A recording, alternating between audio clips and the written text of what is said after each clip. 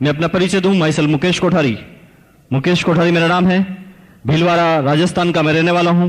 अभी भीलवाड़ा के अंदर मेरा कपड़े का स्वयं का व्यवसाय है। मैं शूटिंग बनाता हूं। फर्म का नाम हैंजली सिंथेटिक्स, 11 आनंद क्लॉथ मार्केट भीलवाड़ा में कपड़े के व्यवसाय का मेरा एक छोटा सा ऑफिस है। लगभग 47 मंथ से लगातार इस बिजनेस को मैं करता हूं। इस 47 महीनों में इस बिजनेस को करने के बाद मुझे क्या मिलने वाला है, क्या इसका फ्यूचर है, क्या इस बिजनेस का विजन है, ये सारी बातें कुछ मिनटों में आपके सामने शेयर होगी। लेकिन इस बिजनेस को करने से पहले भीलवाड़ा के अंदर एक शूटिंग बनाने वाली प्राइवेट कंपनी के अंदर मेरी एक सर्विस हुआ करती थी। उस सर्विस को ठीक इस बिजनेस के चालू करने के ठीक 8 साल पहले मैंने ज्वाइन किया था। जब मैंने बीकॉम फाइनल ईयर का एग्जाम दिया था, परिवार की आर्थिक स्थिति अच्छी नहीं थी और मुझे परिवार वालों की तरफ से ऑर्डर मिला कि हम आपको ज्यादा नहीं पढ़ा पाएंगे, अगर आपको पढ़ना है तो थोड़ा पार्ट टाइम वर्क कीजिए, अपनी इनकम चालू कीजिए और अपनी पढ़ाई को जारी रखिए। एक लड़का जिसने बड़े बड़े सपने बनाए, एक ही दम में चकनाचूर हुए और वही दुनिया की दौड़ में मुझे भागना पड़ा।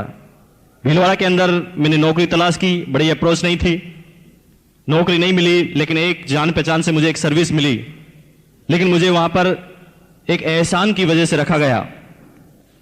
जब मैं अपना बायोडाटा देने गया तो मुझसे कुछ भी नहीं पूछा गया, क्योंकि उससे पहले मेरे एक फ्रेंड का, मेरे एक दोस्त थे, उनके पिताजी का फोन उस कंपनी में जा चुका था और उन्होंने कहा जी ऐसा है कि बायोडाटा तो बाद में देखते रहेंगे, कल से आप कंपनी में आ जाइए। तो निश्चित रूप से मैंने वो कंपनी ज्वाइन कर ली, क्योंकि मेरे पास इसके अलावा कोई अल्टरनेट नहीं था। उस सर्विस को मैंने ज्वाइन किया, 1 महीने तक लगातार काम किया। 7 तारीख सैलरी डे आया। 7 तारीख को मेरे हाथ में एक सैलरी पकड़ा गई, उसकी अमाउंट थी 750 रुपये, 750 रुपीज ओनली। लेकिन मुझे अच्छी तरह पता है कि मेरे साथ उसी कंपनी में उसी दिन एक चपरासी ने भी ज्वाइन किया था और उसका जो सैलरी रखा गया था 1500 रुपए, 1500, मुझे दे गए 750। मुझे समझ में नहीं आ रहा था कि ये क्या हो रहा है। क्या मैं इस काबिल भी नहीं हूं? क्या इस ऑफिस में चपरासी मेरे से ज्यादा अहमियत रखता है? क्या मैं जरूरतमंद नहीं हूं? 50 तरह के क्वेश्चन मेरे दिमाग में आए। लेकिन आप लोगों के लिए मैसेज क्या है? आप लोगों के लिए मैसेज यह है कि कोई फर्क नहीं पड़ता, 1% भी मायने ये नहीं रखता कि आपकी शुरुआत कहां से है। 0.1% भी ये मायने नहीं रखता कि आपकी शुरुआत कहां से है। मायने तो ये रखता है कि आप कहां तक जाने वाले हैं। क्योंकि आप में से किसी भी आदमी ने कभी भी ये सुना नहीं होगा कि एक प्रधानमंत्री पैदा हो गया, एक मुख्यमंत्री पैदा हो गया, एक इंजीनियर पैदा हो गया, एक डॉक्टर पैदा हो गया, एक चार्टर्ड अकाउंटेंट पैदा हो गया। आप में से किसी भी आदमी ने ये नहीं सुना होगा। लेकिन आप में से हर आदमी ने ये सुना होगा कि एक प्रधानमंत्री मर गया, एक इंजीनियर मर गया, एक डॉक्टर मर गया, एक चार्टर्ड मर गया। कहने का मतलब क्या है? सब शुरुआत करते हैं जीरो से, लेकिन वो कहां तक अपनी एक जिंदगी में कर पाते हैं, ये रिमार्केबल होता है। और यकीन मानिए, मैंने उस सर्विस को किया, कुछ महीने का पेशेंस रखा, परफॉर्मेंस सामने आई। 8 साल तक लगातार उस प्राइवेट कंपनी में मैंने काम किया। हर साल कुछ इंक्रीमेंट लगते गए। लेकिन 8 साल के बाद उस कंपनी में एक इतिहास बना, एक घटना हुई कि एक 27 साल का लड़का उस पूरी कंपनी का डिप्टी मार्केटिंग मैनेजर बना।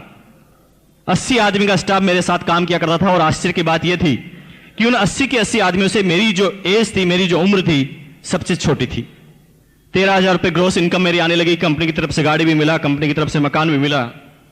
लेकिन जिस तरह से आम हर सेमिनार में जिस बात को मैं दोहराता हूं, आज फिर दोहराऊंगा कि आदमी को जब ये छोटी छोटी सफलताएं मिलती है तो आदमी के अंदर एक बीमारी जन्म लेती है। उस बीमारी का नाम है परफेक्शन इज पैरालिसिस। अगर दुनिया का कोई भी आदमी, अगर दुनिया की किसी भी प्रोग्रेसिव स्टेज पर अगर कभी ये सपने में भी सोचता है कि मैं परफेक्ट हो चुका हूं, मैं सब कुछ जान चुका हूं, मुझे सब कुछ आता है, मैं सब जानता हूं, तो यकीन मानना दोस्तों, उसी समय उसे लकवा लग चुका है। जिंदगी में अब वो कोई बड़ा काम नहीं कर पाएगा, क्योंकि वो कहता जी मुझे सब कुछ आता है। मेरी बात से सहमत है? सहमत है जी? मुझे सब कुछ आता है ऐसा बोलते ही समझ जाइए कि आज से हमारी प्रोग्रेस खत्म। क्योंकि जब हम सीखना छोड़ देंगे तो हमारी प्रोग्रेस कैसे होगी? एक विद्वान ने कहा था कि एक आदमी अपने एक जीवन में सब कुछ नहीं सीख सकता। मरते समय भी बहुत सारे अनुभव उसके सामने आएंगे और ये अनुभव की जो प्रक्रिया है, ये लगातार जीवन के अंतिम समय तक चलती रहेगी। लेकिन कभी भी हम अपने आप को कहें जी हम तो MBA हैं, MBA, एक तो होता है जी मास्टर ऑफ बिजनेस एडमिनिस्ट्रेशन, जिसकी बड़ी वक़्त है जी हिंदुस्तान में। मैं उस MBA की बात नहीं कर रहा हूं। मेरी MBA की फुल फॉर्म है मुझे बहुत आता है, MBA। मुझे बहुत आता है। तो जिसको बहुत आता है उसे कुछ नहीं आता, यकीन मानिए उसने अब इस दुनिया में सारी प्रोग्रेस को खत्म कर दिया है। तो जब मेरी इनकम थोड़ी बढ़ी, मेरी थोड़ी प्रोग्रेस बढ़ी, 27 साल की एज में सफलताएं मिली, मैं अब सबसे जो कंपैरिजन करता था वो इनकम से करता था, एजुकेशन से करता था। मैं सबसे पहले कहता था मेरे फादर को कि यार आप इतने साल तक सर्विस करते हैं, आपकी पेंशन क्या है? मैं अपने भाइयों से कहता था भैया तुम्हारी सैलरी क्या है? 9,000, तुम 35 साल के हो। मैं अपने दोस्तों से भी यही बात कहता था, क्योंकि मुझे सफलता का रहस्य पता नहीं था, सफलता किसे कहते हैं ये पता नहीं था। मैं सिर्फ पैसों को सफलता मानता था। और यकीन मानिए उस दौरान मेरे जीवन में बहुत सारी अपॉर्चुनिटी आई, मैंने सबको छोड़ा क्योंकि मुझे MBA हो गया था, मुझे बहुत आता है, मैं ऐसा समझता था। लेकिन अगस्त 2000 का समय मुझे अभी तक याद है। अगस्त कल से चालू होने वाला है, ठीक 4 साल हो जाएंगे 15 अगस्त की बात। संडे का समय वो था। मुझे आप ही की तरह एक बिजनेस मीटिंग में इनवाइट किया गया। मैं जिस कंपनी में काम करता था उसी कंपनी में मेरे इमीडिएट बॉस, मार्केटिंग मैनेजर, उन्होंने कहा जी मुकेश जी क्या कर रहे हो, संडे का समय है, 10 बजे तैयार होकर मेरे घर पे आ जाओ, आपके साथ एक बिजनेस शेयर करना है। मुझे बड़ी हंसी आई। मैंने कहा जी बॉस को भूत लग गया है, हमारे सेठ लोग बिजनेस करते हैं, मैं उनकी हालत जानता हूं जी, 14-14, 15-15 घंटे तक ऑफिस में बैठे रहते हैं। ये बॉस की 12 घंटे की तो सर्विस है और ये कहता जी बिजनेस करूंगा। हमारी कंपनी में करोड़ों रुपए लग गया था, तो मुझे ऐसा लगता था कि बिजनेस करने के लिए करोड़ों रुपए भी चाहिए। तो मैं सोचता था जी बॉस कहां से लाएगा। फिर दिमाग में आता था कि शायद बॉस कोई छोटी मोटी दुकान लगाने वाला है। ऐसा लगता था कि शायद 1-2 लाख रुपए इसके पास इकट्ठे होंगे, ये कोई बिजनेस करेगा, डूबेगा और मुझे भी पार्टनर बनने के लिए बोल रहा है। 50 तरह के क्वेश्चन उसने जो ही मुझे इन्वाइट किया मेरे दिमाग में आने लगे। लेकिन फाइनली मुझे उस बिजनेस मीटिंग में जाना पड़ा। जाना नहीं चाहता था क्योंकि इनवाइट करने वाले मेरे बॉस थे। और मुझे पता है यहां पर नए आदमी कितने हैं जी, पहली बार मीटिंग में आए हैं, हाथ खड़ा कीजिए, थैंक यू वेरी मच। तो मुझे पता है जी आप में से भी कुछ लोगों को आज यहां पर आना पड़ा होगा, आना नहीं चाहते थे। कुछ लोग तो इसलिए आ गए होंगे कि यार ये नाराज नहीं हो जाए, कुछ लोग इसलिए आ जाएंगे कि यार इनको मना कैसे करें, कुछ लोग इसलिए भी आ गए होंगे, बार बार कहता आरसीएम करो आरसीएम करो, आज इसका फाइनली पिंड छुड़ा कर आते हैं। इसके बिजनेस को देखेंगे, समझेंगे और उसमें कमी ढूंढेंगे और इसी को बता देंगे ताकि ये भी नहीं करेगा, ये भी छोड़ देगा और अपन को परेशान नहीं करेगा। तो अलग अलग तरह का उद्देश्य सबका होगा, क्योंकि आप ही की तरह मैं भी पहली बार बिजनेस मीटिंग में आया था, मेरा सेम उद्देश्य था।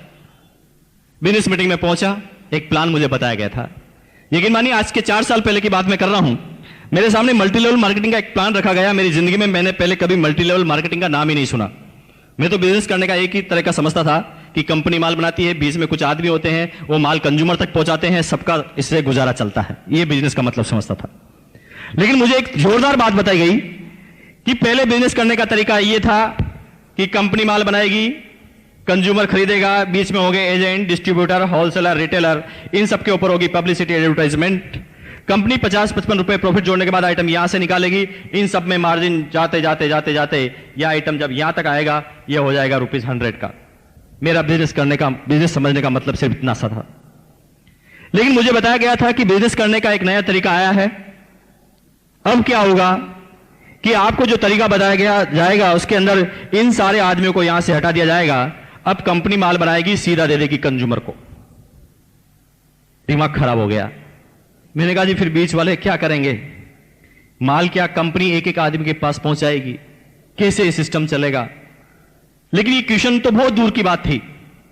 लेकिन मेरे दिमाग में कुछ हलचल होने लगी। मैंने कहा जी ये कैसे सिस्टम कि कंपनी सीधा कंज्यूमर को माल बनाएगी, तो अब तक जो 45% पैसा इन बीच के लोगों में जाता था, 45 रुपए जो बीच के लोगों में जाता था, ये तो सीधा बच जाएगा। और उन्होंने कहा जी ये 45 रुपए जो बच जाएगा, एक सिस्टम आपको बताया जाएगा, उस सिस्टम के अंदर ये 45 रुपए एक कंज्यूमर के पास वापस ट्रांसफर हो जाएगा। विश्वास नहीं होता था क्योंकि जिंदगी में पहले कभी मल्टी लेवल मार्केटिंग का प्लान ही नहीं देखा था। मैंने कहा जी कैसी बात कर रहे हैं, इसका मतलब तो सीधा सीधा यही हुआ कि आज के बाद एक इंसान जब जब भी अपने लिए कोई माल खरीदेगा तो खरीदने से उसके पास इनकम आएगी। यह बड़ी हंसी वाली बात मुझे उस समय लगती थी, विश्वास नहीं हुआ। लेकिन बात आगे बढ़ी, एक प्लान शो हुआ, कुछ कैलकुलेशन मुझे बताई गई। ये तो लग रहा था कि इनकम ऐसे आ सकती है, ऐसे आएगी, लेकिन प्रैक्टिकल नहीं लग रहा था कुछ भी। लेकिन एक आदमी कुछ समय के बाद एक स्टेज पर आके खड़ा होता है और स्टेज पर आकर बोलता है, मेरा नाम पीडी तिवारी है, मैं राजस्थान प्रशासनिक सेवा का अधिकारी हूं, 20,000 राजस्थान गवर्नमेंट मुझे सैलरी देती है। इस बिजनेस को 7 दिन पहले मेरे एक दोस्त ने बताया, मुझे कहा था जी कपड़े की दुकान चेंज करनी है। मैंने इस बिजनेस को समझा नहीं और कपड़े की दुकान चेंज की और मैंने कुछ कपड़े खरीदे। जब मैंने कपड़े खरीदे तो मेरे कुछ दोस्तों ने कहा जी आप कपड़े कहां से लेकर आए। मैंने वही बात रिपीट की, जी मैंने ऐसे ऐसे कपड़े खरीदे। तो मेरे 3 दोस्तों ने और कपड़े खरीद लिए और सिर्फ यही काम किया जो पहले मैं करता था।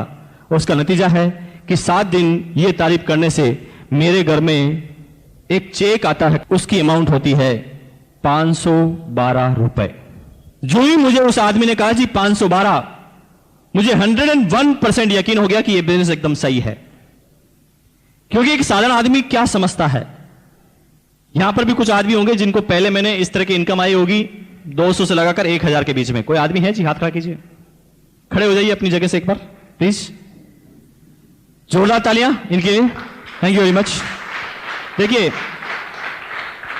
तालियां, मैंने कहा जी तालियां लीडर कैसे बजाते हैं, मेरे लिए नहीं और इनके लिए ताली बजाने की जरूरत नहीं, अपने लिए बजाएं ताकि आपको याद रहे। जोरदार तालियां, थैंक यू वेरी मच। तो ये वो लोग हैं जिनको पहली इनकम आई। पहली इनकम वाले ही आपके मार्गदर्शक हैं जो नए लोग हैं। क्योंकि आपकी पहली इनकम, जिन लोगों को इनकम आई, मैं खास रूप से बताना चाहूंगा कि आपको लगता है जी पहली इनकम 1 लाख रुपए आती तो कितना अच्छा होता। यस और नो? थोड़ा तेज बोले जी, किसको अच्छे नहीं लगता 1 लाख रुपए? सबको। पहली इनकम 1 लाख आती तो मजा आ जाता। लेकिन मानिए अगर पहली इनकम आपकी 1 लाख आती तो दूसरे महीने इस बिजनेस को आपको छोड़ना पड़ता, आप कर ही नहीं पाते। क्योंकि एक जर्नल आदमी कभी भी बड़ी बड़ी बातों पे बिलीव नहीं करता। ये सुनो, आज मैं किसी ट्रेन में या बस में सफर कर रहा हूं या प्लेन में सफर कर रहा हूं, लेकिन मैंने मेरे पास वाली सीट पर कोई आदमी बैठा होता है, बात करने के बाद मेरा नियम है कि मैं कभी भी खाली नहीं बैठता। कोई भी सामने है, मैं प्रयास करता हूं कि उससे बात चालू हो जाए और मुझे प्लान बताना चालू करता हूं। प्लान बताने के बाद जब पूरा प्लान खत्म होता है, वो आदमी एक क्वेश्चन पूछता है, आपसे भी पूछते होंगे, बिजनेस तो बहुत अच्छा है लेकिन आपको बताओ आपको कितने आए, आपको कितने आए। यकीन मानिए मुझे अभी भी अपनी बातों को गोलमोल करना पड़ता है, क्योंकि पता है कि एक नया प्रोस्पेक्ट जो अभी इस बिजनेस को समझा भी नहीं है, अगर मैं उसे अपनी बड़ी इनकम बताऊंगा तो मेरी पास वाली सीट से उठ के चले जाएगा, दूसरी सीट पे बैठ जाएगा। वो कहा जी बड़ा फंसाने वाला होगा। हाँ, इतनी बड़ी भी कोई इनकम आती है? जिंदगी भर हो गई 10,000 की सैलरी लेते लेते। ये लाखों की इनकम की बात कर रहा है। जो नया आदमी है ना, वो छोटी बातों पे बिलीव करता है। जो ही उस आदमी ने बोला मुझे 512 का चेक आया, मैंने सोच लिया कि मैंने कहा जी राजस्थान प्रशासनिक सेवा का अधिकारी, 20,000 सैलरी, 500 रुपए की तो इसकी टाई होगी। और इतना बड़ा आदमी कहता है कि 512 का चेक आया, मुझे विश्वास हो गया जी इतना बड़ा आदमी 512 के लिए तो झूठ नहीं बोल सकता। इसलिए आपको शर्माने की जरूरत नहीं है, दमदार तरीके से बोलिए, क्योंकि रिमार्केबल काम किया है आपने। क्या किया है? आप पे अपने आप पे गर्व होना चाहिए। क्योंकि एक छोटी सी बात बताऊं जी, मान लें एक लड़का है जो सुबह 4 बजे उठता है, नहाता है, उसके बाद गाय का दूध निकालता है, गाय का दूध निकालने के बाद गाय का दूध बेच कर आता है, वापस घर पे आता है, उसके बाद अखबार बांटने के लिए जाता है, अखबार की सेलिंग करता है, अखबार बांटने के बाद घर पर आता है, फिर 2 घंटे पढ़ाई करता है, फिर नहाता है एक बार फिर, और उसके बाद 4 घंटे तक लगातार ट्यूशन लेता है, 4 घंटे तक ट्यूशन लेने के बाद लंच करता है, लंच करने के बाद 1 घंटा टहल कर आता है, उसके बाद 3 घंटे और ट्यूशन लेता है और रात को फिर पढ़ने के लिए जाता है। तो ऐसे आदमी पे आपको गर्व होता है या शर्म आती है? गर्व होता है ना, लेकिन कभी कभी हमें शर्म आ जाती है। हाँ, लोग बात क्या कहेंगे, टीचर है और कपड़े बेच रहा है, साबुन बेच रहा है, क्या कर रहा है, ये बिजनेस कर रहा है 500 रुपए का। कभी कभी शर्मा जाता है एक आदमी। आपको भूलना नहीं चाहिए, धीरूभाई अंबानी ने भी 500 रुपए से शुरुआत की थी। इनिशियल पीरियड सबके ऐसे होते हैं, बिल गेट से लगाकर एक एक आदमी को उठा लेना। जो लोग शर्म करते हैं वो एक साधारण जिंदगी को जीते हैं, जो दुनिया के 97% आदमी होते हैं वो डरते हैं कि लोग क्या कहेंगे। और यकीन मानिए वो लोगों के कहने में इतने आ जाते हैं कि वो जिंदगी भर कुछ नहीं कर पाते। लेकिन कुछ लोग लोगों की परवाह नहीं करते, अपने भविष्य को देखते हैं और काम करना चालू करते हैं। तो आपने 512 की इनकम ली है, ये रिमार्केबल है।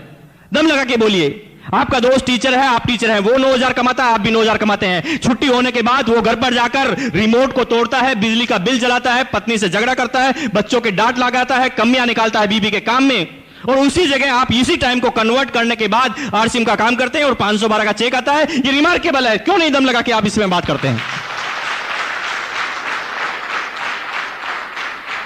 और यकीन मानिए, ये आपका जब कॉन्फिडेंस शो होगा तभी सामने वाला आदमी आपसे प्रभावित होगा। अब बात आती है कि मुझे विश्वास हुआ, मैंने कहा जी इतना बड़ा आदमी 512 के लिए तो झूठ नहीं बोल सकता, मुझे करना चाहिए, और मैंने इस बिजनेस को करना चालू किया। जिस तरह से आम इंसान के साथ होता है मेरे साथ भी हुआ।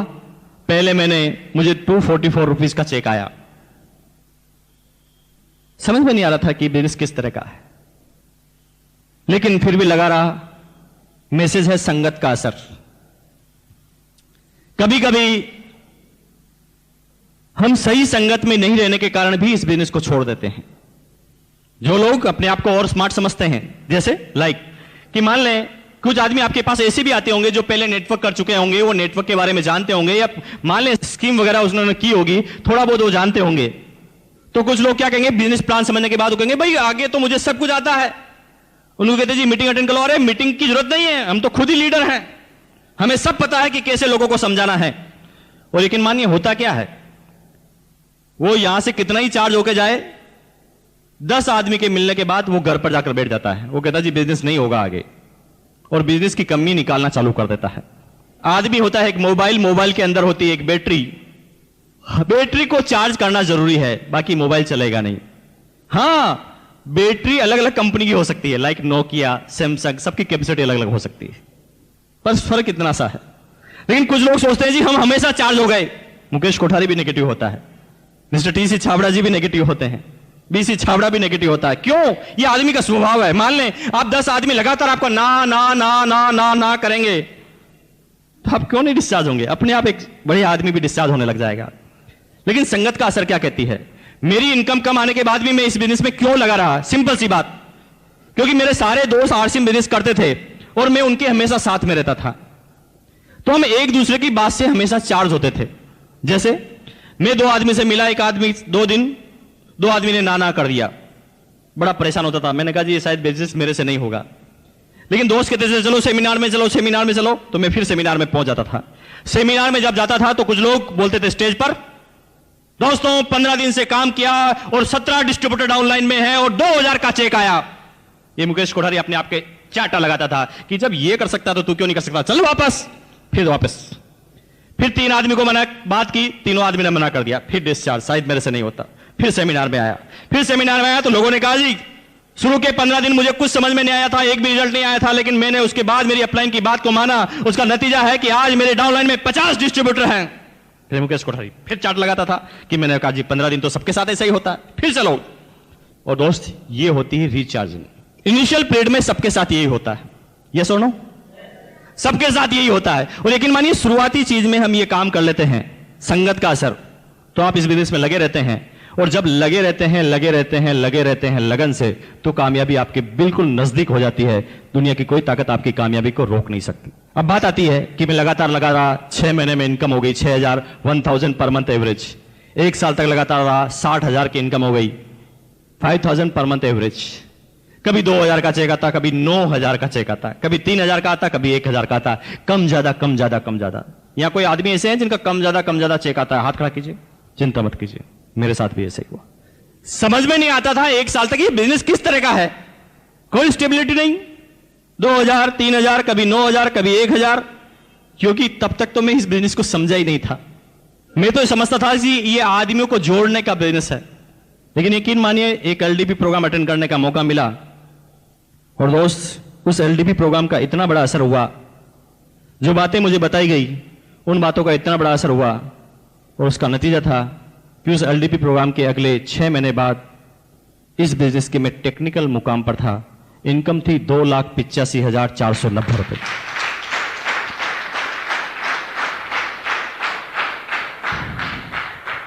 तो वही बात है कि इंजन तो मैं पहले भी था, लेकिन रोड पर चला रहा था अपने इंजन को, दौड़ नहीं रहा था। जो ही मैं सिस्टम में आया, इंजन दौड़ने लगा। सब लोगों ने जिन्होंने भी इनकम प्राप्त की है, उन्होंने सबसे पहला जो काम किया है, आपको क्या लगता है जी, क्या काम किया उन्होंने? सबसे पहले उन्होंने कोई नया काम नहीं किया, उन्होंने जो काम वो पहले करते थे वही काम किया, लेकिन सिर्फ काम की दिशाओं को चेंज किया। जैसे पहले एक लाला की दुकान से प्रोडक्ट खरीदते थे, अब वहां से उसका मुंह चेंज किया, क्योंकि अब तक जो कपड़े हम पहनते थे, अब तक जो प्रोडक्ट हम परचेज करते थे, इससे इनकम जाती थी किसी दूसरी माधुरी दीक्षित को। लेकिन अब क्या किया कि उस लाले की दुकान से हमने अपनी दिशाओं को चेंज किया और ये दिशाओं में हमने आरसीएम से प्रोडक्ट खरीद लिया और अब हमारी इनकम आएगी हमारी घर की माधुरी दीक्षित के पास। और सिंपल सा नतीजा क्या है कि आज कंपनी के जो प्रोडक्ट आ गए हैं, इतने ढेर सारे प्रोडक्ट आ गए हैं कि कोई आदमी आरसीएम बिजनेस में कलकत्ता में चाय पीता है और चाय पीने के बाद कलकत्ता में बोलता है वाह मजा आ गया, जो ही उसे चाय में मजा आता है मेरी जेब में 100 का नोट आ जाता है। फर्क इतना सा। और यही वह बिजनेस है कि अब तक ये पैसा अमिताभ बच्चन, शाहरुख खान, वर्ल्ड के हिंदुस्तान के कुछ चंद लोग ले जाते थे, जिनका हिंदुस्तान की 90% इकोनॉमिक पर प्रभाव होता था, कि हिंदुस्तान का 90% जो पैसा है वो हिंदुस्तान के 10% आदमियों के पास है। लाइक मिस्टर धीरूभाई अंबानी, टाटा, बिरला, बांगड़, बजाज, सिंघानिया, ये सारे लोग के पास जो टोटल कैपिटल है हिंदुस्तान की 90%, और बाकी जितने भी लोग हैं वो 10% कैपिटल के लिए काम कर रहे हैं और संख्या है 90%, जिसके अंदर सब आ गए जी, आईएएस अफसर, आरएएस अफसर, चोरी चकारी लूटपाट सब आ गए जी। अब आप देखिए हम क्या कर रहे हैं, दूध और मलाई इनके पास, हम तो मट्ठे के लिए लड़ाई कर रहे हैं। और यकीन मानिए ये जीवन की दौड़ अगर ये 10% के लिए हमारी लगी रही तो दुनिया के एक साधारण इंसान की तरह से हमारी जिंदगी निकलेगी। कब हम इस दुनिया से आउट होंगे दुनिया हमें याद करने वाली नहीं, यहां तक कि हमारे पोते भी हमारे नाम को भूल जाएंगे। कुछ लोग कहेंगे जी नहीं नहीं ऐसा नहीं है, हमें तो हमारे दादाजी का नाम याद है। ओके, मुझे पता है कि आपको आपके दादाजी का नाम याद होगा, लेकिन वो लोग अपने हाथ को खड़ा करें जो दादाजी के पिताजी यानी दादाजी के दादाजी का नाम जानते हो। नो अरे दोस्त, आपको पता होना चाहिए कि आपके, यस प्लीज, थैंक यू, एक आदमी जानते हैं जी, इनके लिए जोरदार तालियां बजाइए आप, थैंक यू। देखिए यहां पर 200 आदमी 150 आदमी बैठे हैं और जब मैं दादाजी के नाम पूछता हूं तो सिर्फ एक आदमी का या ना के बराबर हाथ खड़े होते हैं। मुझे आप क्वेश्चन का आंसर दीजिए, क्या आपके दादाजी नहीं होते तो आप यहां पर होते?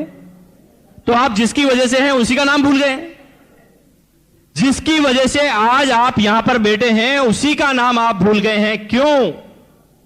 इसमें आपकी और मेरी कोई गलती नहीं है, कोई गलती नहीं। लेकिन आप मुझे बताएं कि वो लोग अपना हाथ खड़ा करें जो हेमा मालिनी को जानते हैं, रानी लक्ष्मीबाई को जो जानते हैं हाथ खड़ा कीजिए, शिवाजी को जो जानते हैं हाथ खड़ा कीजिए, महात्मा गांधी को जो हाथ खड़ा कीजिए। अरे दोस्त, आपको याद होना चाहिए ये भी आपकी 7वीं 8वीं 10वीं 15वीं पीढ़ी में आते हैं। फिर ऐसा क्यों है कि आपको महाराणा प्रताप शिवाजी का नाम याद है, महात्मा गांधी का नाम याद है और आप अपने दादाजी का नाम भूल गए हैं? क्यों? इसमें आपकी और मेरी कोई गलती नहीं है।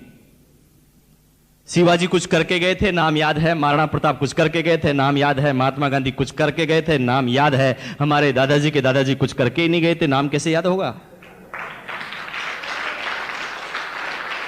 तो उन्होंने एक सिंपल सी जिंदगी को जी थी जिस तरह से एक आम इंसान जीता है, इसलिए उसे याद नहीं रखा जाता। और हमारे साथ भी यही होगा कि कुछ समय बाद 80 85 70 साल की एज में हमारे जब स्वर्गवास होगा, पता नहीं कि नरक में जाएंगे या स्वर्ग में, लेकिन जब हमारा स्वर्गवास होगा तो ये दुनिया वाले क्या करेंगे? जो आप करते आए हैं, 3 दिन तक ऐसी बैठक रखेंगे, आपके गले में माला पहनाएंगे जी, फोटो के ऊपर अगरबत्ती भी लगाएंगे। 12वें दिन तक तो आपकी फोटो को संभाल के रखेंगे। 12 दिन बाद वो फोटो कहां चले जाएगी आपको पता नहीं चलेगा जी, कौन पैदा हुआ था कौन मर गया भूल जाएंगे ये इंसान। दुनिया के हर आदमी के साथ ऐसा होता है जब हम कुछ कर रहे हैं। लेकिन आप बताइए क्या धीरूभाई अंबानी को इतनी आसानी से भूल पाएंगे लोग बाग? क्योंकि वो काम इसके लिए करते थे, 90% के लिए काम करते थे, इसलिए हम उनका नाम नहीं भूलते। तो हम किस चीज के लिए लड़ाई कर रहे हैं? अगर हमें इस बिजनेस में इनकम के रूप में नाम कमाना है तो हमें काम करना पड़ेगा इस 90% के लिए। अगर कुछ आदमी समझ रहे हैं कि मैं सर्विस करके करोड़पति और मेरे सारे सपने पूरे कर लूंगा, तो इसकी बहुत बड़ी गलतफहमी है। ऐसा कभी नहीं होने वाला। तो सिंपल वे में बिजनेस कि अपनी दुकान चेंज करने से घर में इनकम आई। लेकिन बात आती है कि हम इसी बिजनेस को क्यों करें? जब डायरेक्ट सेलिंग मेथड करना है तो हमारे पास बहुत सारे बिजनेस है, सिर्फ आरसीएम बिजनेस ही क्यों? तो मैं बात करता हूं जो हर सेमिनार में बोलता हूं, आरसीएम हमें इसलिए करना चाहिए क्योंकि जो आरसीएम बिजनेस के पास है वो दुनिया में किसी के भी पास नहीं है। क्योंकि आरसीएम के नाम आप देखते हैं कि फुल फॉर्म है RCM, right concept marketing, marketing का राइट कॉन्सेप्ट, मार्केटिंग करने का एकदम सही तरीका। लेकिन इसको मेरे अगर नजरिए से देखा जाए तो आरसीएम बिजनेस हमें इसलिए करना चाहिए क्योंकि आरसीएम बिजनेस ना सिर्फ हिंदुस्तान की बल्कि पूरे वर्ल्ड की, पूरी दुनिया की सिर्फ एकमात्र ऐसी कंपनी है जो हिंदुस्तान में काम करती है Indian rate, Indian culture, Indian mentality के अनुसार। Indian rate, Indian culture, Indian mentality के अनुसार। अब बात आती है व्हाट इज इंडियन मेंटेलिटी? क्या है इंडियन मेंटेलिटी? क्या है इंडियन रेट? क्या है इंडियन कल्चर? ये सब बातें आप जानते हैं, लेकिन मैं इंडियन रेट्स की बात करता हूं। आप देखें कि मान लें एक सर्वे करें, 10 आदमी का यहां से उठाएं और एक सर्वे करें, या बाहर किसी को 10 आदमी को अपन पकड़ें और उनको सर्वे करें कि आप रोज नहाते हैं, तो मुंबई में सारे लोग बोलेंगे यस। यस? कितने आदमी नहाते हैं? हाथ खड़ा कीजिए। आप कहेंगे जी अजीबो गरीब क्वेश्चन मत पूछिए। मैं ये बात इसलिए कह रहा हूं जी, आप सुन रहे हैं ना मेरी बात? You got me? तो बात कर रहे हैं कि हम किसी से पूछे जी कितने आदमी नहाते हैं, निश्चित रूप से कितने % का जवाब आएगा जी यस में? 100%। ओके जी हम नहाते हैं। हाँ, बात अलग है कि 5 दिन में नहाते हैं, 7 दिन में नहाते हैं, लेकिन नहाते जरूर हैं। ऑब्वियसली मुंबई के आदमी तो रोज नहाते होंगे, एक दिन में 2 बार नहाते होंगे, मैं आपकी बात नहीं कर रहा हूं। लेकिन अगर बात करें तो हम नहाते हैं जी। अब उनसे क्वेश्चन पूछिए कि भैया आप नहाते तो हैं, बहुत अच्छी बात करते हैं, लेकिन आप बताइए कि आप घर में जब नहाते होंगे तो एक बाथ सोप का, एक नहाने के साबुन का इस्तेमाल करते होंगे, कितने % का जवाब आएगा यस में? ओके यस, बाथ सोप का इस्तेमाल करते हैं। तो उनसे क्वेश्चन कीजिए कि आपके घर में जो बाथ सोप इस्तेमाल होता है, आप सोचकर बताइए, बिना ब्रांड नाम बताए, ब्रांड का नाम मत बताइए, और सोच के बताइए कि आपके घर में जो साबुन इस्तेमाल होता है वो कितने रुपए का होता है। यकीन मानिए मुंबई में 100% रिजल्ट, और ऑल ओवर इंडिया की बात देखी जाए तो 70% आदमी एक ही तरह का जवाब देंगे। कैसा? कि हम हमारे घर में जो नहाने का साबुन इस्तेमाल करते हैं उसकी रेट होती है ₹7 से लगाकर ₹12 या 13 रुपीज, 13 रुपए तक। मेरी सर्विस से कोई असहमत हो तो बोलिए। कोई असहमत है जी? थोड़ा तेज बोलिए। 70% आदमी बोलेंगे कि हम जिस नहाने के साबुन का इस्तेमाल करते हैं उसकी रेट होती है 7 से लगाकर 13 रुपए के बीच में। निर्मा से कहानी चालू होती है, लाइफ बॉय से होती हुई लक्स पे जाकर अटक जाती है। यस और नो? लेकिन आप 10% आदमी को पाएंगे जो कहेंगे कि 13 रुपए से हम ऊपर का प्रोडक्ट इस्तेमाल करते हैं, लाइक डो, पियर्स, मोती सिंड्रल, कुछ भी। लेकिन 20% आदमी बोलेंगे कि हम जिस नहाने के साबुन का इस्तेमाल करते हैं वो 7 से नीचे होता है, या हम नहाने का साबुन इस्तेमाल ही नहीं करते। इंडियन रेट जो अगर ली जाए तो इंडिया के 70% आदमी अगर साबुन की रेट को जो लाइक करते हैं उसकी रेट होती है 7 से 13, जो उसकी पॉकेट की साइज होती है। लेकिन आपको आश्चर्य होगा, डायरेक्ट सेलिंग मेथड की आपने बहुत सारी कंपनियों का नाम सुना होगा। यस और नो? कितने आदमियों ने आरसीएम बिजनेस से पहले किसी मल्टी लेवल मार्केटिंग का नाम सुना है? हाथ खड़ा कीजिए। Thank you very much. Maximum आदमियों ने सुना है। तो आप मुझे सोच के बताइए, पूरी दुनिया में मल्टी लेवल मार्केटिंग की बात करें, पूरी दुनिया में, तो आपको आश्चर्य होगा कोई कंपनी इसके अंदर नहीं आती। क्यों? क्योंकि बेसिकली मल्टी लेवल मार्केटिंग को लोगों ने इमोशनल ब्लैकमेलिंग का सिस्टम बनाया है। दुनिया की हर कंपनी आपको बोलती है जी आपको पैसा कमाना है, गाड़ी, बंगले, नौकर चाकर सब कुछ चाहिए ना, तो हमारे बिजनेस में आके जुड़ जाओ। प्रोडक्ट की बात नहीं करते। लेकिन बात आती है 7 से 13 के बीच में, इसमें कोई प्रोडक्ट दुनिया की कोई कंपनी नहीं लेकर आई। क्यों? ये बात आपको आगे मिलेगी। लेकिन बात आती है कि कंपनी किस कल्चर में है और किस मेंटलिटी में है। अभी आपने बहुत सारे लोगों ने हाथ खड़ा किया कि दुनिया में बहुत सारी मल्टी लेवल मार्केटिंग आई, जिसका नाम आपने सुना है। अब तक जो भी मल्टी लेवल मार्केटिंग का नाम आपने सुना है, आप थोड़ा सोचें कि उनका आधार स्तंभ क्या था, वो क्या प्रोडक्ट लेकर आए थे, उनकी सोच क्या थी और कितने आदमी उसमें कामयाब हुए, वो हिंदुस्तान के कितने % आदमियों के लिए था।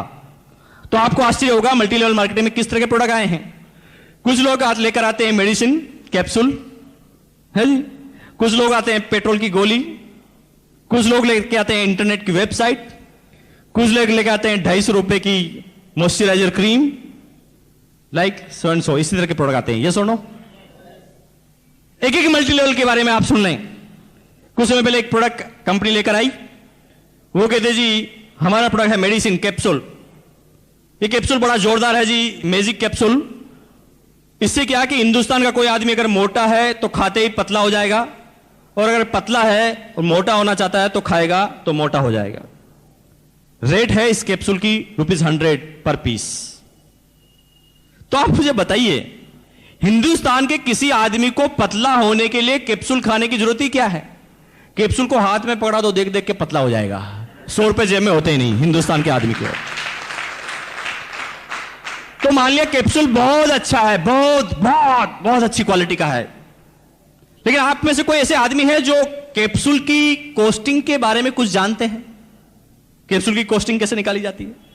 क्योंकि आपको आश्चर्य होगा कि उसी फॉर्मूले का कैप्सूल मार्केट में 1, 2, 3, 4, 5, 6, 7, 8, 9, 10 आप जितने रुपए में चाहो उतने में मिलता है। आप समझ ही नहीं पाएंगे कि कैप्सूल की रेट को कैसे निकाला जाता है। अरे उसके अंदर दुनिया की सबसे महंगी चीजों को भी डाला जाए ना तो 100 रुपए रेट नहीं आ सकती, लेकिन किस तरह से कॉस्टिंग को निकाला जाता है आप समझ नहीं पाएंगे। तो आप मुझे बताओ कि हिंदुस्तान में कितने आदमी मोटे हैं और कितने आदमी पतले हैं जो इस कैप्सूल को खाना चाहते हैं? मुझे तो इस हॉल में एक भी नजर नहीं आ रहा। कितने % आदमी हिंदुस्तान के उस प्रोडक्ट को यूज करेंगे? कुछ नहीं। लोगों के सपने पूरे करने के लिए उन्हें कुछ भी दिया जाएगा। एक कंपनी आती है, वो कहती है इंटरनेट की वेबसाइट लेकर आए हैं, 7,000 रुपए देने पड़ेंगे और वेबसाइट आपको देंगे बदले में। तो आप मुझे बताइए वेबसाइट की कॉस्टिंग आप कैसे निकालेंगे? कितने आदमी हैं जो वेबसाइट की कॉस्टिंग निकाल देंगे? अरे आदमी की बनाई गई चीज है वो, उसकी कॉस्टिंग कैसे निकाली जा सकती है? नो, वो तो जिसके काम की है उसके लिए लाखों की है, जिसके लिए काम की नहीं है 0 की है। यस और नो? एक कंपनी आती मॉइस्चराइजर क्रीम लेकर, वो कहती जी हमारी जो क्रीम बनाई है मॉइस्चराइजर क्रीम, ये 250 रुपए की 100 ग्राम है, 100 ग्राम, बहुत अच्छी क्रीम है। हम कहते जी दूसरी क्रीम तो बड़ी सस्ती आती है, आपकी इतनी महंगी क्यों? तो दुनिया की सारी कंपनियों का एक ही जवाब, हमारी क्रीम बहुत अच्छी है, इसके अंदर बहुत सारे विटामिन डाले हैं, like vitamin A, B, C, D, E, F, G, H, I, J, K, L, M सब डाले हैं, और ये कंसेंट्रेट है, बहुत जोरदार है। इस तरह के फॉर्मूले कभी दुनिया में नहीं बने। मान लिया कि क्रीम बहुत अच्छी है, मैंने भी मान लिया, आपने भी मान लिया, लेकिन कोई सज्जन ऐसा है कि क्रीम को हाथ में लेकर सूंघकर लगाकर बता सकता है कि ये कितने रुपए किलो की है? कोई बता सकता है जी? क्रीम की कॉस्टिंग आपके बस की बात नहीं निकालना, क्योंकि विटामिन ई की क्रीम मार्केट में 10, 15, 20, 30, 40, 50, 60, 70, 80, 90, 100 जितने में चाहिए उतने में मिलती है। आप पता नहीं कर पाएंगे कि वास्तव में क्रीम की रेट होनी क्या चाहिए। लेकिन मान लिया कि ये सब रेट ऐसा ही है, लेकिन आप देखिए कि हिंदुस्तान के कितने % आदमी क्रीम लगाते हैं, कितने % आदमी वेबसाइट इस्तेमाल करते हैं, कितने % आदमी मेडिसिन का यूज करते हैं, और कितने % आदमी अदर आइटम का या मान लो पेट्रोल की गोली का यूज करते हैं। आप सोचिए, दुनिया की तमाम कंपनियां अभी तक ऐसी आई है जो कुछ सर्टेन % लोगों को ग्राहक बनाने के लिए आई है, जिनका काम पैसा बटोरना हो, बस, इससे ज्यादा कुछ भी नहीं। लोगों के सपनों से खिलवाड़ करना, इससे ज्यादा कुछ भी नहीं। लेकिन वर्ल्ड में 3 चीजें ऐसी है, और आमतौर पर हिंदुस्तान में, जिसकी कॉस्टिंग एक आम इंसान कभी भी निकाल सकता है, कभी भी। वो हमारे नाम से निकलता है, R for roti, C for कपड़ा, M फॉर मकान। रोटी, कपड़ा और मकान। तो आप मुझे आप बताइए, कोई आदमी, कोई कंपनी आपको कहे जी हम नेटवर्क में लेके आए हैं गेहूं जो रोज आप खाते हैं, रोज गेहूं खाओ और आपकी इनकम बनेगी। गेहूं बहुत अच्छी तैयारी से बनाए गए हैं और गेहूं की रेट हमारी नेटवर्क में है 100 रुपए किलो। आपको हजम हो जाएगी? आपको गुस्सा आएगा तो आप कहेंगे इधर आना, इधर आना, एक मिलाकर मारेंगे। उल्लू बनाता है जिंदगी भर वही खाते खाते रोटी को 10 रुपए किलो गेहूं। 1 सेकंड में कॉस्टिंग निकाल दी। यस और नो? इसलिए आपको पता होना चाहिए, गेहूं को लेकर दुनिया की कोई कंपनी नेटवर्क में नहीं आई है, कहीं पोल नहीं खुल जाए। सब जानते हैं गेहूं के बारे में। तो एक कंपनी आती है, वो कहते हैं जी हम मुंबई में वाशी के अंदर, या मान लें नेरुल के अंदर, या मान लें और आगे आप चले जाएं जी खारघर के अंदर, एक रूम हॉल किचन का एक फ्लैट देंगे जो 600 स्क्वायर फीट का होगा। और रेट होगी 5 करोड़। हजम हो जाएगी आपको? आगे उल्लू मत बनाओ यार, मुंबई में पैदा हुए यही मर जाएंगे। एक एक एरिया की रेट के बारे में हमें पता है। एक इंजीनियर आएगा, बता देगा कितना चूना लगा है, कितनी मिट्टी लगी है और यहां की प्रेजेंट वैल्यू क्या है, आपका मार्जिन क्या है, रेट आ जाएगी 5, 7, 8 लाख रुपए। यस और नो? निकाल देना कॉस्टिंग एक ही सेकंड में। इसलिए दुनिया की कोई कंपनी मकान को लेके आई नहीं, कॉस्टिंग आपने निकाल दे, कहीं सारी पोल नहीं खुल जाए। या कितने ऐसे आदमी हैं जो आरसीएम के डिस्ट्रीब्यूटर नहीं है, पहली बार आए हैं? हाथ खड़ा कीजिए। यस, वेरी गुड, धन्यवाद। देखिए, आपने इस शर्ट पहन रखा है, बहुत अच्छी आपने शर्ट पहन रखा है। इसके बारे में आप क्या मुझे कन्विंस कर सकते हैं कि ये 1000 रुपए की है? कर सकते हैं? मैंने आपको शर्ट को देखा और मैं बता सकता हूं कि ये शर्ट होगी 200 से 300 रुपए के बीच में। ये सुनो, निकाल देना कॉस्टिंग। एक हिंदुस्तान का आम इंसान, क्योंकि कपड़ा रोज पहनता है, बचपन से पहनता आया है, अगर कोई विचित्र तरह का कपड़ा नहीं है, कोई विशेष तरह का या कोई नई टेक्नोलॉजी का कपड़ा नहीं है, अगर वो साधारण सा कपड़ा है, तो हिंदुस्तान का एक आदमी कपड़े को देखकर भी कॉस्टिंग निकाल सकता है 150 रुपए कम ज्यादा, क्योंकि लाला का मार्जिन भी कम ज्यादा होता है। किसी लेडी से पूछ लेना कि ये साड़ी कितने की, वो कहेगी ये शिफॉन होगी 300 रुपए की। ये सुनो, यहां पे काफी लेडीज है जी। देख कर हम आसपास की रेट को निकाल देते हैं। यानी कपड़े की रेट भी अगर वो विशेष तरह का कपड़ा नहीं है तो हम आसपास की रेट को निकाल देते हैं। इसलिए आपको आश्चर्य होगा कि दुनिया की कोई भी कंपनी फैब्रिक को लेकर डायरेक्ट सेलिंग मेथड में अभी तक नहीं आई। This is the first company in the world, RCM business. ये दुनिया की पहली ऐसी कंपनी है आरसीएम बिजनेस जो कपड़े को लेकर नेटवर्क में आई है। लेकिन बात सिर्फ कपड़े की नहीं है। 20 अक्टूबर से कंपनी, 20 अक्टूबर 2001 से कंपनी एफएमसीजी में भी आई है। लेकिन एफएमसीजी में जब आई है तो भी इन्होंने इंडियन रेट, इंडियन कल्चर और इंडियन मेंटलिटी का बहुत अच्छी तरह से ध्यान रखा है। कंपनी ने, मैं एक साबुन की बात कर रहा था जिसकी एवरेज 7 से 13 के बीच में आती है।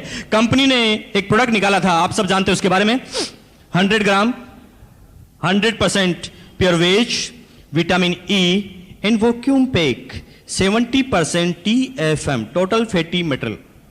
इतने कंटेंट्स का एक भी प्रोडक्ट मार्केट से आप परचेज करें, आपको आश्चर्य होगा, एक भी प्रोडक्ट आपको 12-13 रुपए से कम का नहीं मिलने वाला। लेकिन आरसीएम बिजनेस ने डायरेक्ट सेलिंग मेथड के सिद्धांतों को मानते हुए, Indian rate, Indian culture, Indian mentality का ध्यान रखते हुए वही प्रोडक्ट लाके दिए मात्र 8 रुपए 50 पैसे के अंदर। अब मुझे एक बात बताएं, आपने मल्टी लेवल के इतिहास में हिंदुस्तान नहीं, दुनिया की अभी तक किसी भी कंपनी का नाम सुना है जो इस कंटेंट्स का कोई भी प्रोडक्ट मार्केट में मात्र 8.5 रुपए में लेके आई हो? अगर दुनिया में किसी के पास भी इस चीज का कोई जवाब हो तो आप मुझे बताएं। नो, किसी आदमी के पास, दुनिया की किसी कंपनी के पास कोई जवाब नहीं। लेकिन वो 8.5 रुपए के साबुन पर मुझे आश्चर्य नहीं होता, बिल्कुल भी नहीं, 1% भी नहीं होता। क्योंकि अगर डायरेक्ट सेलिंग मेथड के सही सिद्धांतों का पालन किया जाए तो 8.5 की दी जा सकती है। लेकिन बात 8.5 की नहीं है, बात यह है कि जब इस बिजनेस प्लान का स्टडी करते हैं तो एडवर्ड साहब ने बताया जी 8.5 के होने के बाद भी इसके बिजनेस वॉल्यूम का 41% वापस हमारे पास आता है। क्या दुनिया की किसी कंपनी के पास इसका कोई जवाब है? एक आम इंसान जो पहले 12 रुपए का प्रोडक्ट इस्तेमाल करता था, उसकी बजाय अब 8.5 में करे और उसके करने के बाद भी उसके पास इनकम आए। अरे दुनिया की किसी कंपनी के पास इसका कोई जवाब हो तो आप मुझे बताएं। 20 रुपए किलो का वॉशिंग पाउडर, 10 रुपए का टूथब्रश, 32 रुपए का 200 ग्राम हर्बल टूथपेस्ट, 30 रुपए का, 36 रुपए का कॉटन बनियान। एक एक प्रोडक्ट की तुलना करें, 100 रुपीज केजी और 130 रुपए किलो चाय। कितने आदमी जिन्होंने चाय पी के देखा, हाथ खड़ा कीजिए। एक शब्द में बोले जी चाय कैसे लगी आपको? सीधी तुलना कीजिए ब्रुक बॉन्ड और रेड लेबल से, सीधी सीधी 180, 190, 200, 210 रुपए किलो। वही प्रोडक्ट इनिशियल में हमें 130 में मिले जो आम मार्केट में नहीं मिले, और उसके बाद 130 के बिजनेस वॉल्यूम का भी 41% वापस हमारे पास। अरे दुनिया की कोई कंपनी इसके बारे में कुछ सोच भी पाई हो तो एक के पास भी किसी का कोई जवाब हो तो मुझे आप बताइए। दुनिया में कोई जवाब नहीं। क्या है इंडियन मेंटलिटी, क्या है इंडियन कल्चर? अभी तक दुनिया की हर कंपनी ने अपने रेट को छुपाने के लिए कल्चर को चेंज किया है। अगर हिंदुस्तान में कपड़े धोने के लिए एक डिटर्जेंट केक का इस्तेमाल किया जाता है और कपड़े को नीचे रखकर इसे घिसा जाता है, दिस इज इंडियन कल्चर। ये कौन सा कल्चर है? ये इंडियन कल्चर। लेकिन अगर वो इंडियन कल्चर का प्रोडक्ट लाएंगे तो लोग बाग रेट के बारे में तंग करेंगे कि हमारे हिंदुस्तान में तो 5 रुपए का डिटर्जेंट केक आता है, 7 का आता है जी, 8 का आता है। तो उन्होंने उस रेट को छुपाने के लिए कल्चर को चेंज किया। उन्होंने उस चीज को बनाया लिक्विड फॉर्म और कहा गया जी ये 250 रुपए का है। किया ना कल्चर को चेंज। पोचा जानते जी, पोचा यहां पर क्या बोलते हैं जी, फर्श को साफ करने से गीले कपड़े को लगा के बोलते हैं, क्या बोलते हैं जी, पोचा ही बोलते हैं, पोचा लगाते हैं जी। हिंदुस्तान में जो पोचा कितने सालों से लगाया जा रहा है जी, आप बता सकते हैं? आपको इसका बस जवाब नहीं होगा जी, आपके पिताजी, दादाजी, परदादाजी कितने सालों से पोचा लगाया जा रहा है जी। ठीक है जी। और देखिए पोचा हम सिंपल पानी से लगा लेते हैं, कभी उसमें सर्फ डाल देते हैं, कभी फिनाइल डाल देते हैं, यस और नो, ऐसे लगाते हैं जी। कितने ऐसे आदमी हैं जिनके घर में ऐसा पोचा लगने से वो बीमार हो गया हो? कितने आदमी जी बताओ? लेकिन वो आदमी सबसे पहले हमारी कमजोरी की तरफ नजर डालते हैं। वो कहते हैं जी आप पोचा एकदम गलत तरीके से लगाते हो, ये पोचा लगाने का कोई तरीका है? अब क्या कीजिए, एक बाल्टी लीजिए, उसके अंदर हमारा ये 250 रुपए वाला लिक्विड 2 बूंद डालिए और फिर पोचा लगाइए जी। क्यों किया जा रहा है जी हमारे कल्चर को चेंज? क्यों हमारी जेबों पर असर डाला जा रहा है? क्यों ना एक आम हिंदुस्तानी को, आम हिंदुस्तानी जो चाहता है उसे प्रोडक्ट दिया जाए, वैसी रेट दिया जाए? लेकिन दुनिया की किसी कंपनी के पास कोई जवाब नहीं। लेकिन हिंदुस्तानी मेंटलिटी क्या है? हिंदुस्तान के आदमी को बोलते हैं जी 20 रुपए किलो का वॉशिंग पाउडर, 10 रुपए का टूथब्रश, 8.5 रुपए का नहाने का साबुन, 130 रुपए किलो चाय। तो हिंदुस्तान का आदमी कहता वाह इतना सस्ता, तब तो खराब होगा, इतना सस्ता है तब तो खराब होगा। तो आप मुझे बताओ कि मैं चाहे इन प्रोडक्ट की कितनी भी तारीफ करूं जी, यहां उछल उछल कर तारीफ करूं, लाउड स्पीकर पे तारीफ करूं, आप सब लोग भी विज्ञापन दे दे के तारीफ करें, तो कितने आदमी हैं जो मुंबई में कहेंगे जी वाह वाह वाह क्या तारीफ की है आपने इतनी जोरदार, तो 1 साल का प्रोडक्ट एक साथ दे जाओ। कितने आदमी बोलेंगे जी आपको? कोई नहीं बोलने वाला। ज्यादा तारीफ करोगे तो क्या कहेंगे, अच्छा इतनी तारीफ, ले 8.5 रुपए दे साबुन अभी देख लेता हूं। क्या तारीफ करेंगे जी? वो तो पहला चीज है कि प्रोडक्ट में दम होगा तो आगे चलेगा, बाकी खिसकेगा तक नहीं। तो क्यों इमोशनल ब्लैकमेलिंग की जाती है जी? प्रोडक्ट अच्छा है वो तो पता चल जाएगा, यूज करके बताओ। चाय पीते ही पता चल जाएगा चाय कैसी है, वॉशिंग पाउडर इस्तेमाल करते ही पता चल जाएगा वॉशिंग पाउडर कैसा है। तो इसमें क्यों इतनी तारीफ की जाए? क्यों नहीं एक आम इंसान को निर्णय लेने का अधिकार दिया जाए? क्यों इतना इमोशनल ब्लैकमेल किया जाए? अब तक दुनिया की सारी कंपनियों ने हिंदुस्तान के साथ यही किया है। लेकिन क्या इसके फॉर्म है? किस तरह से बिजनेस चलेगा? कंपनी क्या क्या प्रोडक्ट लेके आने वाली है? ये सारी बातें आपके सामने पता चलेगी। कंपनी 19 अगस्त दिल्ली के ताल कटोरा इंडोर स्टेडियम, अब तक आरसीएम बिजनेस का सबसे बड़ा फंक्शन, 35,000 आदमियों की पब्लिक उस फंक्शन में मौजूद होगी। मुंबई से सैकड़ों आदमी वहां पर मौजूद होंगे, काफी लोगों की तैयारी भी होगी। कितने आदमियों ने तैयारी कर ली जी? उसके बारे में हाथ खड़ा करेंगे? यस, काफी लोगों ने तैयारी भी कर ली है और काफी लोग तैयारी की तरफ अग्रसर हैं। और यकीन मानिए वो 19 अगस्त का फंक्शन, वहां आपको पता चलेगा कि कंपनी क्या करने वाली है। कंपनी में जब इस बिजनेस को मैंने ज्वाइन किया था तो एक 8 पेंट पीस की किट हुआ करती थी। और यकीन मानिए जब वो 8 पेंट पीस की किट लेकर मैं घर पे आया तो मेरी पत्नी ने सबसे पहले मुझे बोला जी कोई कपड़े की दुकान लगा ली है आपने, क्या करने जा रहे हैं? जब भी किसी के पास जाते थे तो लोग बाग उल्टे सीधे क्वेश्चन करते थे, लेकिन बात कंसेप्ट की थी भैया। एक प्रोडक्ट से चालू हुआ, आज कंपनी के पास 106 प्रोडक्ट हैं, 106। और कंपनी अगले ही महीने एक साथ वर्ल्ड के इतिहास में पहली बार 10 नए प्रोडक्ट एक साथ लेकर आने वाली है, जिसे दुनिया की कोई कंपनी लेकर नहीं आएगी। क्या होगा दिसंबर तक? क्या होगा दिसंबर तक? सुबह आप गुड मॉर्निंग बोलेंगे तो आरसीएम बिजनेस के साथ, और गुड नाइट बोलेंगे तो आरसीएम बिजनेस के साथ। और कंपनी ने एक एक कल्चर का ध्यान रखा है। यह पता है कि हिंदुस्तान में लोअर ग्रेड के भी आदमी है और अपर ग्रेड के आदमी भी है, मीडियम ग्रेड के आदमी भी है। और आप एक एक प्रोडक्ट के बारे में पता कर लें। कंपनी का अगर 8.5 का प्रोडक्ट है नहाने का साबुन तो 18 रुपए का भी है। डिटर्जेंट 5 रुपए का है तो 8 रुपए का भी है और 12 रुपए का भी है। वॉशिंग पाउडर अगर 20 रुपए का है तो 30 रुपए का भी है और 70 रुपए का भी है। एक एक कल्चर के बारे में 1480 की किट है तो 2970 की किट है। दुनिया की कौन सी कंपनी ने ऐसा करके बताया जी? बताइए आप। नो। लेकिन कंपनी दिसंबर तक क्या प्रोडक्ट लेके आने वाली है, दुनिया की कोई कंपनी सोच नहीं सकती। गुड मॉर्निंग बोलेंगे तो आरसीएम बिजनेस के साथ, और गुड नाइट बोलेंगे तो आरसीएम बिजनेस के साथ। सुबह आप टॉयलेट में जाएंगे, टॉयलेट क्लीनर आरसीएम बिजनेस का, उसके बाद पेस्ट करेंगे, पेस्ट आरसीएम बिजनेस का, ब्रश लगाएंगे, ब्रश आरसीएम बिजनेस का, नहाने के लिए जाएंगे, नहाने का साबुन आरसीएम बिजनेस का, शैम्पू इस्तेमाल करेंगे, शैम्पू आरसीएम बिजनेस का, अंडरगारमेंट्स पहनेंगे आरसीएम बिजनेस का, टॉवल लगाएंगे तो आरसीएम बिजनेस का, कपड़े पहनेंगे तो आरसीएम बिजनेस का, टाई लगाएंगे तो आरसीएम बिजनेस का, चाय पिएंगे तो आरसीएम बिजनेस का, भगवान के सामने अगरबत्ती लगाएंगे तो आरसीएम बिजनेस का, पत्नी की तरफ देखेंगे साड़ी आरसीएम बिजनेस की, पति की तरफ देखेंगे साड़ी आरसीएम बिजनेस की, हेयर लगाएंगे तो आरसीएम बिजनेस का, क्रीम लगाएंगे तो आरसीएम बिजनेस का, शेविंग क्रीम करेंगे तो आरसीएम बिजनेस का, उसके बाद बच्चों की तरफ देखेंगे तो कपड़े आरसीएम बिजनेस के, अगर आप जींस पहनते हैं तो वो आरसीएम बिजनेस की, उसके बाद आपके घर में मच्छर बोध है तो मस्कीटो मेट भी आरसीएम बिजनेस की। और कंपनी इनमें से मैक्सिमम प्रोडक्ट अगले महीने लॉन्च करने जा रही है। और आप आरसीएम टाइम्स में आपने पढ़ा होगा जो नया आ गया है, कंपनी ये 4 प्रोडक्ट नए लॉन्च कर चुकी है, जिसके बारे में अगली सेमिनार में पिछली बार बोला, और ये 10 दिन के अंदर आपके पास डिलीवरी मिलेगी। ये लिखा है जी new RCM product, herbal RCM shampoo 150 ml, MRP 35 rupees only. Herbal shampoo compare कर लेना मार्केट में जाके, हर्बल शैम्पू 150 ml का 35 रुपए। जूनियर आरसीएम टूथब्रश, अभी तक देखिए बड़ों लोगों के टूथब्रश थे लेकिन बच्चों के नहीं थे, तो बच्चे कहते होंगे जी आरसीएम के हमारे कब आएंगे, तो बच्चों का ध्यान रखा हुआ गया है। और आरसीएम मिनिस जो MRP मात्र 10 रुपए रखी गई है। हर्बल आरसीएम ऑयल, सिर में डालने का जो ऑयल है वो आरसीएम मिनिस का आगे है, वो भी हर्बल है और ₹28 ओनली। और इसका जो फॉर्म है 150 ml, चिकमेट की शर्ट, न्यू लुक की शर्ट, इसमें बहुत सारे प्रोडक्ट और आ रहे हैं। अगले महीने अगरबत्ती भी आ रही है, कंपनी कॉस्मेटिक सीरीज में जाने वाली है, कंपनी लेडीज अंडरगारमेंट्स में जाने वाली है, और कंपनी पता नहीं क्या क्या प्रोडक्ट अगले दिसंबर तक लेके आने वाली है, जिसके बारे में दुनिया की कोई कंपनी नहीं सोच पाई है। लेकिन आप मुझे बताएं कि कोई प्रोडक्ट क्वालिटी में अच्छे हो जो हम जांच लेंगे, क्वालिटी में अच्छे हो, रेट में कम हो, और उसके बाद भी उसका 41% हमारे पास आए, तो बताइए ये बात आप दुनिया से कितने समय तक छुपा पाएंगे? और कौन सा ऐसा मूर्ख इंसान होगा जो इन प्रोडक्ट को आने वाले समय में लेने से मना करेगा? लेकिन समय लगेगा, मुझे पता है कि एक दिन में सारे आदमी नहीं समझेंगे। शुरुआत में जो समझेंगे वो लीडर होंगे, वो पायनियर होंगे, बाद में तो भीड़ आती है जी।